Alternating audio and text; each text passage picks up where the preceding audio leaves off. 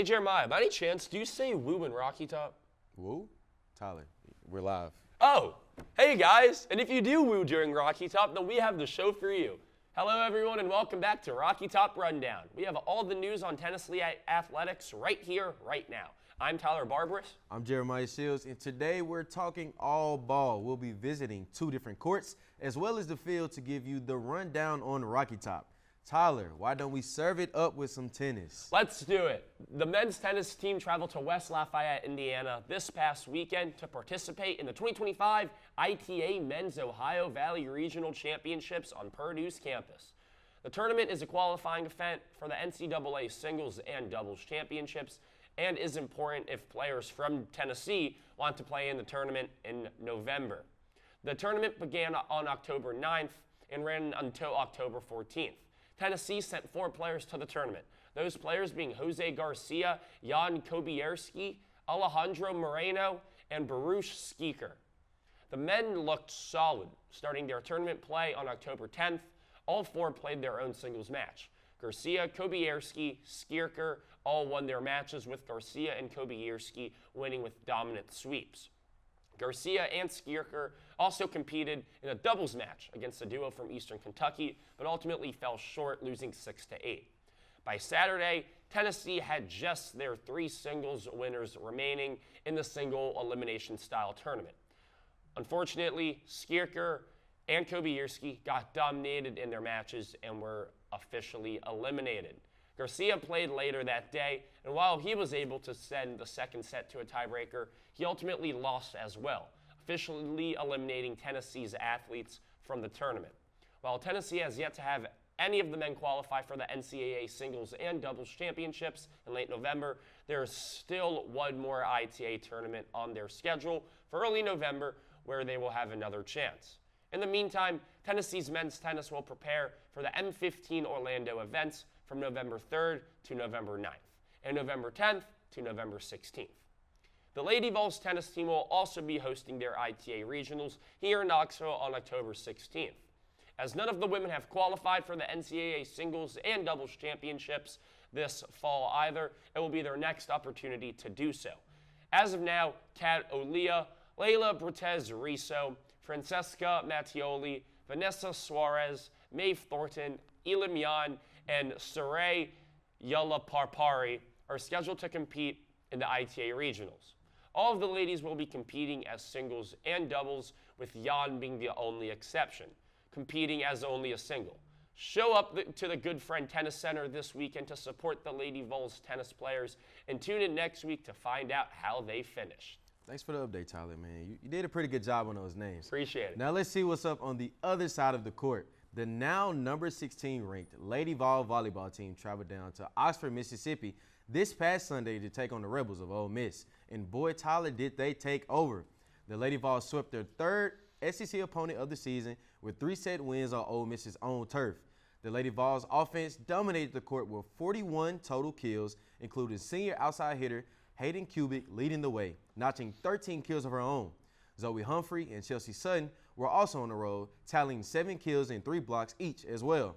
This offense has been big time for the Lady Vols this season, moving their hitting percentage up to 32.4%, the highest in the conference and 2nd ranked nationally on the defense side. Mackenzie Plante and Maggie Dostick were all over the court with 9 digs. The Rebels fought hard, but they were not getting past the Lady Vols. The Lady Vols are back home in Thompson Bowling Arena tonight at 7 p.m., taking on the Florida Gators in an orange out. Let's show out and support and see if they send those Gators back to the swamp. Chomp, chomp. Chomp, chomp is right. But Jeremiah, we have a new and exciting segment for you all. So why don't we switch it up a bit and talk college football, contenders or pretenders? Let's run it, Tyler. You know I love some postseason football, man. Let's do it. These 2 teams, University of Tennessee, University of Oklahoma. We know what these teams bring to the table. High-octane offenses, good coaching, SEC teams.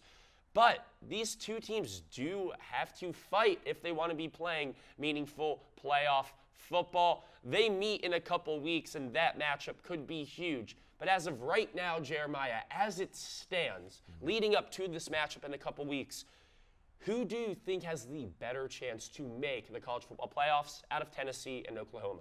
Man, I think, Tyler, it's a pretty big toss-up, but I would like to edge the home crowd, of course, the home team. Tennessee, for a multitude of reasons. Material came off a great thumb injury on his right hand, his throwing hand. He didn't look the best against Texas. Now, he may be back in his rhythm by the time they play Tennessee at home, but I still think he'll be struggling, and he threw 3 interceptions in that game.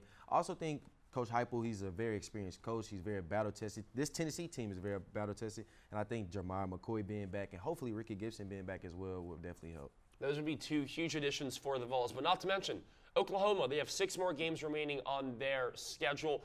5 of those teams are ranked. They have to face Ole Miss, Tennessee, Alabama, Missouri, and LSU. Tennessee, on the other hand, only has to face 3 ranked teams. I'm giving the edge here to Tennessee. Moving down the list here, another SEC teams. We got Vanderbilt or Missouri. Now, these 2 teams, they play next weekend. 2 teams that, if you were to ask me three months ago, I would not tell you that they would be in the position to possibly make the college football playoffs. Missouri has 2 ranked matchups, not including Vanderbilt to round out the season. But when you look at what these 2 quarterbacks have done, Diego Pavia for Vanderbilt, Bo Prebola for Missouri, they have completely revamped these teams' offenses. Vanderbilt, however, this weekend, they do have a tough matchup against LSU. But these 2 teams, they will face each other in 2 weeks, I believe, next weekend. So there's a chance for one of these teams to get the edge on the other. As it stands right now, though, Jeremiah, who do you think has a better chance of making the college football playoffs? Honestly, Tyler, I'm not buying the hype from either of these teams. Yes, Prabula looks good, and Pavia does as well, but I think these teams are definitely on the high right now, and the more they get into SEC play, they'll definitely drop off. For example, Missouri had a top 3 rushing attack in the nation, averaging around 290 rushing yards per game, but when it came against Bama, they only had 163. So obviously teams are going to focus in, hey, we're not going to let Hardy beat us on the ground. We're going to let Prabula make plays in the air. So I definitely think Missouri will cool off. And I think Vandy does as well. I think Pavia all season, I saw his smack talk on social media and stuff like that. I definitely think he put a target on their back. And they had put up points the whole season until Alabama. Maybe it's a Bama effect, but I'm not buying the hype in either one. So I don't think either have a good chance of making the college football playoff this season. It's a bold take, but when you only have 12 teams that can make the college football playoff, it's pretty hard for all of them too. And then also on top of that, Vanderbilt, they still have a gauntlet of a schedule to play to end out the season. Finally, we're going to switch it up, leave the SEC. We got Notre Dame or Georgia Tech, 2 teams that, are currently in good form to make the college football playoff. You have, obviously, Notre Dame, led by head coach Marcus Freeman, Jeremiah Love. Then you have Georgia Tech, a team that is undefeated right now, 6-0. They're riding the hot streak. They're riding the wave, and they're led by quarterback sensation Haynes King. 2 teams that I think are really, really fun to watch. They have good defenses, but Notre Dame, unlike Georgia Tech, they're a 2-loss team. Notre Dame is 4-2. Georgia Tech is 6-0. But when you look at these teams on paper, you obviously kind of want to say Notre Dame has the better chance to make it. But when you're already halfway through the season, one team has 2 losses, the other has 0 losses. Do you give the edge to that team that has 0 losses, that being Georgia Tech, Jeremiah? I don't think in this instance I do. I think my edge goes to the Marcus Freeman-led Notre Dame. He's a great coach. Has history in his aspect right here. Yes, they've had 2 tough opponents. They lost by 3 points to arguably the best team in America. We have Miami, and they lost by 1 to a tough Texas A&M team. I also think being an independent school, I don't think they would have put those guys on the schedule if they didn't think they could beat them. Now we're feeding Jeremiah Love, who would have declared for the draft last year would have been a top 2 running back taken off the board. So I think Jeremiah Love can carry them to the college football playoff. And on the other hand, Georgia Tech, I think Haynes King is really good. They're having their best season in like 10 years, over a decade. So, yeah, but I don't think it's enough. I think they're playing the ACC ball, so it's like, yeah, we got good opponents, but we definitely can put up points against them, and I don't think they have enough to carry that into the college football playoff. Well, Jeremiah, luckily for Georgia Tech, they have an opportunity in the final game of the regular season against Georgia to knock off an SEC team. But while we're on the topic of football, we actually have Devin Arnold in the studio today, waiting to give the 3rd Saturday in October a preview. That's right, Tyler. Devin, you ready to get these Vol fans fired up? Oh, you know it. I'm always ready. Hello, Vol fans. If there are any awful Bama fans watching as well, hello to you too. I'm going to go over a little preview for this weekend's intense matchup, which is going to be one of the most important games of this season.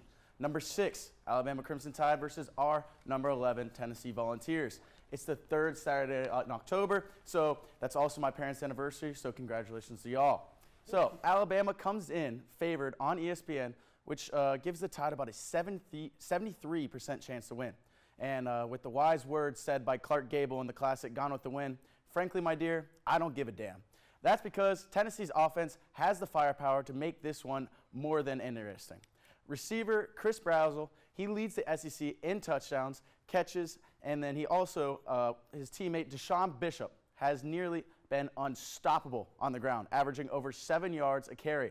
And on defense, the Vols pass rush, which is led by Tyree West and Joshua Josephs, will look to make the life tough for Bama quarterback Ty Simpson. With these positives for the Vols, Alabama enters this matchup once again looking like a powerhouse in the SEC that they always are. The Crimson Tide sits at 3-0 in conference play, and is powered by the steady rise of the quarterback Ty Simpson. He's thrown over for 1,400 yards and 12 touchdowns this season. Their offense has found a rhythm. Defensively powerful as well. So they continue to dominate in the trenches and holding opponents under 100 yards per game. And they keep forcing key turnovers when it matters the most. It's a decent stat and all, but I think the Vols have averaged over double that with 201.2 rushing yards per game. And then before I give it back to y'all in the studio, I kind of want to point out a huge factor that the Big Orange needs to watch out for. And this is Caden Proctor, an offensive lineman for the Crimson Tide. He does great things up front, setting the tone for Alabama's offense, but they like to use them in these trick plays. That could ultimately lead to the turning point of the game this weekend. So hopefully, Heupel has prepared the defense for this trickery. The Tide haven't lost to Tennessee and Tuscaloosa since '03. That's when I was just a few months old. But after that 2022 and 2024 win in Knoxville, Vol fans know history can change quite fast. I'll be in Alabama for all the intense action this Saturday, cheering on the Vols. Hopefully they can take care of business. I'm Devin Arnold, and back to you guys in the studio. Thank you, Devin. You did an amazing job. The Volunteers will not go away easily. And Tyler, who has been the best traveling fan base in the nation? We do, Jeremiah. We need all of the Big Orange for Saturday, loud and proud. After all, it is the third Saturday in October. Volunteers, we need Neyland loud. Let's work together, bringing the Neyland effect to Bryant Denny. As our last maxim says, we need to carry the fight to our opponent and keep it in there for 60 minutes. That'll wrap it up for this edition of Rocky Top Rundown. We hope to see you all down in Tuscaloosa. And we will be back next week with a brand new episode just for you. Go Big Orange and low tide.